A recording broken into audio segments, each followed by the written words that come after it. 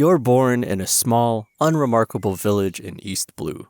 You live with your family in a modest house, surrounded by the familiar sounds of village life, the voices of people busy with their daily routines. Your parents are happy about your birth, but a worry lingers in their hearts. This world is cruel and unforgiving of weakness, especially for simple folk like you. The first years of your life pass relatively peaceful. You play with the neighborhood children, run barefoot through the dusty streets, indulging in dreams of greatness. Perhaps one day, you'll become a brave Marine officer or even a daring pirate. But soon, a realization dawns. Dreams of adventure are for those fortunate enough to be born into different circumstances. You have no outstanding talents, no devil fruit abilities, and no hope of escaping the clutches of poverty. From a young age, you begin to understand how unfair this world is. Your parents constantly repeat, the most important thing is to not attract attention. Survival is the sole goal of a common person. Avoid encounters with pirates, don't irritate the Marines, and stay away from those whose power is frightening. You are just tiny pawns in a game ruled by ruthless titans. With each passing year, you understand more deeply what it means to be human in a world where inequality and cruelty have become the norm. The village is forced to pay a tribute to a local pirate crew led by Captain Bloodseeker. Every month, the residents gather their last possessions just to avoid his wrath. Your family gives away part of their harvest, meager savings, and even the best fabrics your mother painstakingly wove during long evenings. The pirates arrive on their enormous ships, instilling terror in the hearts of those who dare to object. You see the humiliation in the eyes of the adults, read fear in them, and understand any resistance is tantamount to death. But pirates are only one of many threats. The Marines, supposed to protect civilians, are also not to be trusted. One day, before your very eyes, a Marine patrol takes away a boy from your neighborhood, accusing him of stealing weapons and selling them to pirates. The child's tears move no one. He is taken away, and you never see him again.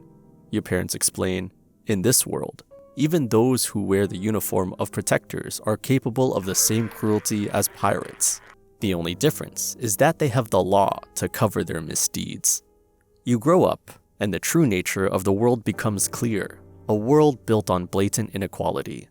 There are aristocrats who have access to everything, exquisite food, priceless knowledge, complete safety. There are those who possess the power of devil fruits, becoming almost gods in the eyes of ordinary mortals. And there are those, like you, deprived of everything. You hear rumors of slaves, chained and put up for auction like cattle. The more exotic the slave, the higher the price. This means that a mermaid, a fishman, or a giant from Elbaf becomes a particularly valuable acquisition. Such is the world of One Piece. Some flaunt their status and superiority over other races. You pray that this fate will pass you, your family, and your friends by. You understand that justice is not a given, but an unattainable luxury for most. Years pass, you are no longer a boy. The pirates have disappeared from your life, and you almost believe that peaceful times had come. But suddenly, a terrible misfortune befalls your village. It's not a pirate raid or a visit from the Marines. Your village becomes a victim of a much more sinister force, powerful slave traders. They appear as if from nowhere, accompanied by numerous guards, and declare everything around them their property. You try to protect your parents, but in vain. They find your hiding place and seize everyone they can get their hands on. You, like cattle, are chained along with other prisoners. You see the despair in the eyes of those around you, but no one dares even a weak protest. That would mean certain death. The young ones, like you, are loaded onto a huge ship. The village is set on fire, and the old people and your parents are ruthlessly killed. They have no value on the slave market. You have never seen anything like it. Such boundless cruelty, a horrifying tragedy, a savagery that chills the blood in your veins. What you had only heard about has befallen your family. You spend several long days in pitch darkness, without food or water, trapped in fear and despair. No one knows where you are being taken, but rumors spread quickly. Some speak of imminent sale, others of sacrifice, and still others whisper that you will simply be thrown to the Sea Kings. Upon arrival, you are brought to a human auction house. All of you were kidnapped to become living merchandise, put up for sale. From this moment, a series of events begins that you refuse to accept. The horror reaches its peak when a brand is lit in front of you, and the air is filled with a nauseating smell of burning flesh. Screaming and weeping slaves, just like you, are lined up like cattle at a slaughterhouse. Your turn comes. The icy metal burns your skin, leaving a never-healing scar of shame that neither time nor freedom will erase. This mark becomes your curse, a perpetual reminder that you are just a thing in the hands of the celestial dragons. You are just another toy in their cruel collection. The life of a celestial dragon slave is an endless series of humiliations. You have to perform the dirtiest and most dangerous work, and any attempt at resistance is punished with immediate and brutal reprisal. You see how other slaves disappear, those who dared to cast a glance at their master that he did not like. You understand. You must be quiet, inconspicuous, absolutely submissive. Only the ability to adapt and maintain icy composure helps you survive. But even in this hell, faint glimmers of hope flicker. Among the other slaves, you meet those who are not broken in spirit. They whisper about escape, about a coming rebellion, about the Revolutionary Army, which will one day put an end to this nightmare. One of them, a wise old man, tells you stories about a world where all people are equal. These stories give you faith in a better future for a moment. 4 long years later, you get a chance. Chaos erupts in the holy land of Merijois. A fishman, having single-handedly crossed the red line, penetrated the sacred land.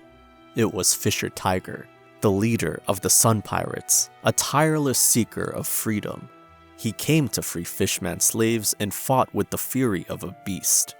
Despising humans, he considered slaves equal to himself and freed everyone without exception. For the first time in a long time, you see how, in this general turmoil, an opportunity to gain freedom appears. You and several other slaves decide on a desperate step: escape. Your heart races as you sneak through the city, avoiding guards and patrols. You understand, if you are caught, it will be the end.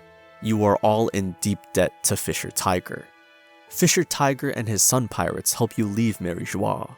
At the first opportunity, they provide you with shelter and turn the symbol of slavery into a symbol of the sun. You part ways with the Sun Pirates and set out in search of yourself and how to live your life. You meet people who call themselves revolutionaries. They tell you that they are fighting for equality and freedom for all. For the first time, you feel that you cannot be just a victim, but someone who is capable of changing the world. Now, you are part of the resistance. You learn to fight, to survive, to plan operations. You see how ordinary people challenge powerful rulers. Your life does not become easier. Every day is a struggle. But now you have a goal, and you see that even in this cruel world, there are those who risk everything for justice. Years pass. You are no longer the young man who once dreamed of greatness, but did not know that it was possible. You know that the world cannot be changed in a single day, but you believe that every action, every step, can lead to a better future. And although your body is covered with scars and your soul is wounded, you continue to move forward. Because you are no longer just a pawn in the world of titans. You are part of something bigger.